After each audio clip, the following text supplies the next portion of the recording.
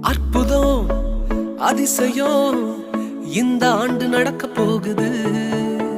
கவலைப்படாத கவலைப்படாத கவலைப்படாத கவலைப்படாத அற்புதங்கள் குவிய போகுது.